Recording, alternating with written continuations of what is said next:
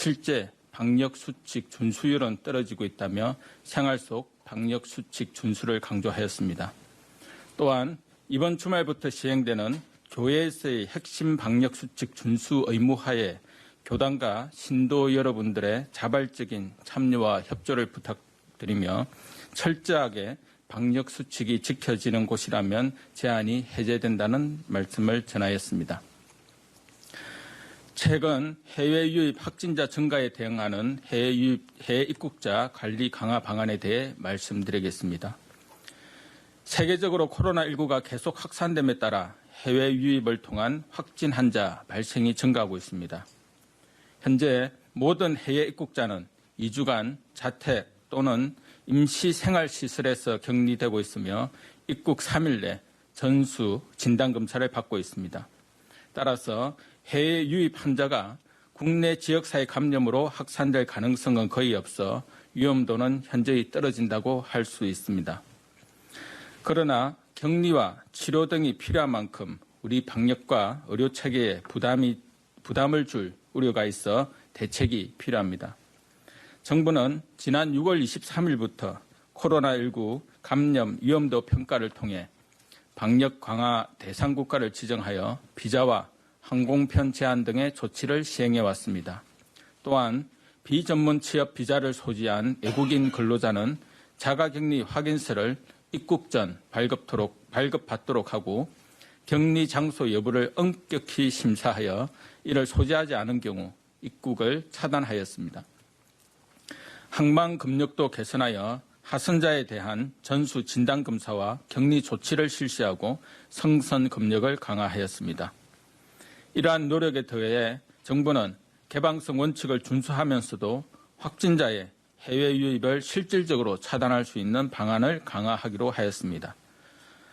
7월 13일부터 방역 강화 대상 국가에서 입국하는 모든 외국인은 입국 시 출발일 기준 48시간 이내에 발급한 PCR 음성 확인서를 의무적으로 제출하도록 합니다. 또한 어제부터 전기항공편의 좌석 점유율을 60% 이하로 운항하고 방역 강화 대상 국가로 출국하는 경우 재입국 허가를 제한토록 하는 조치도 시행하였습니다. 이 외에도 해외 유입 확진자 수를 실시간 모니터링하여 급증 위험이 크다고 판단되는 국가에 부정기 항공편도 감편 조치하겠습니다. 직항 노선이 있는 국가에 대해서는 재공간을 통해 항공기 탑승 전 관리가 철저히 이루어지는지를 현지 점검할 예정입니다. 앞으로도 정부는 해외 확진자 발생 동향과 해외 유입 확진자 수를 꼼꼼히 살피는 위험도 평가를 정례적으로 실시하여 적시에 필요한 조치를 취하도록 하겠습니다. 다음으로 자가격리자 관리체계 강화 방안에 대해 말씀드리겠습니다. 그간 정부는 자가격리 앱과 지리정보 시스템 상황판을 도입하고 무단이탈, 무관용 원칙을 적용하여 자가격리자 관리를 체계화해왔습니다. 그러나 최근 무단 해외 출국 사례가 발생하여 이 사례의 문제점을 파악하고 개선하고자 합니다. 먼저 자가격리자 출국 관리를 강화하겠습니다. 지난 7월 8일부터 출국 심사 시 출입국 관리 시스템을 통해 격리 기간이 종료되지 않는 자를 우선 선별토록 하였고 법무부와 행정안전부 간의 24시간 핫라인을 통해 교차 검증하는 절차도 운영 중입니다. 또한 자가격리 중인 입국자의 중도 출국을 원천적으로 차단하는 것이 오히려 출국이 꼭 필요한 분들에게 무단 이탈의 동기가 될 수 있다는 판단에 따라 임종, 장례식 등 출국이 필요하다고 지방자치단체의 장이 승인하는 경우에는 진단검사 결과 음성 판정과 공항 이동 과정 관리를 전제로 출국을 허용하기로 합니다. 최근 사례에서 드러난 모니터링 과정에서의 문제점을 보완하기 위해 전담 공무원에 대한 교육에도 만전을 다하겠습니다. 자가격리 수칙의 준수는 접촉자와 해외 유입으로 인한 확산을 막기 위해 우리 모두가 함께 지켜야 할 약속으로 사회적 신뢰를 훼손하고 모두의 안전을 위협하는 위반 행위에 대해서는 엄정히 대처해 나갈 것입니다. 사회복지 이용시설 운영 재개 방안과 장애인 돌봄 공백 관리 방안에 대해 말씀드리겠습니다. 정부는 코로나19 확산을 우려하여 지난 6월부터 사회복지 이용시설의 휴관을 권고한 바 있습니다.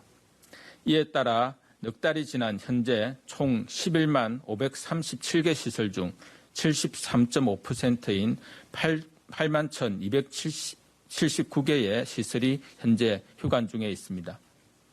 하지만 휴관이 장기화됨에 따라 어르신과 장애인의 돌봄 공백이 커지고 있고 여름철을 맞이하여 경로당, 노인복지관, 사회복지관 시설을 폭염에 취약한 어르신들의 쉼터로 활용할 필요성이 커지고 있습니다. 7월 20일부터 지방자치단체별로 각 시설의 사전 준비 사항과 지역의 환자 발생 동향 등을 종합적으로 판단하여 단계적으로 운영 재개할 수 있도록 합니다. 지방자치단체는 먼저 7월 13일부터 일주간 사회복지 이용시설에 대해 운영 재개를 위한 준비 사항을 이행하였는지 여부를 사전 점검할 예정입니다. 한편 지역아동센터와 다함께 돌봄센터는 시설이 협소하고 밀집도가 높아 운영 재개보다는 긴급 돌봄 위주로 운영하기로 하였음을 알려드립니다. 이러한 사회복지 이용시설 운영 재개는 사회적 거리두기 1단계 하에서는 우선 가능하고 향후 코로나19 상황이 악화되어 사회적 거리두기 2단계가 발령되면 운영을 다시 중단합니다.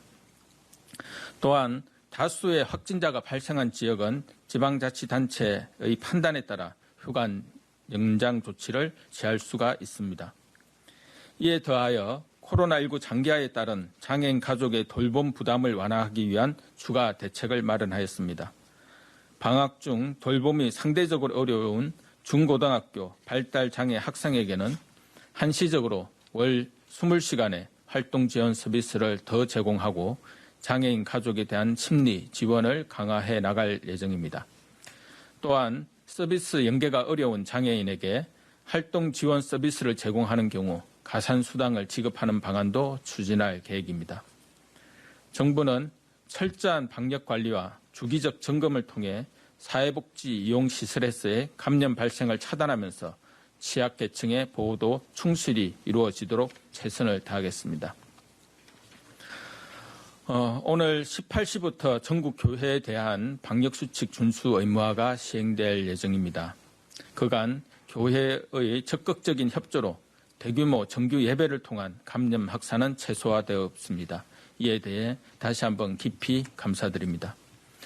그러나 최근 교회 소규모 모임에서 집단 감염 사례가 지속적으로 발생하고 있어 신도 여러분의 안전한 종교활동을 보장하기 위해 불가피하게 방역 수칙을 강화할 필요가 있습니다.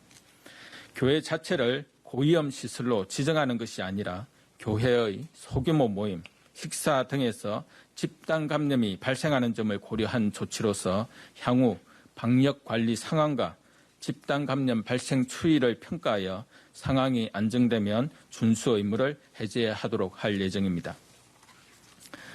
이번 주말 예배가 첫 시작인 만큼 종교계의 적극적인 동참과 협조를 다시 한번 부탁드립니다.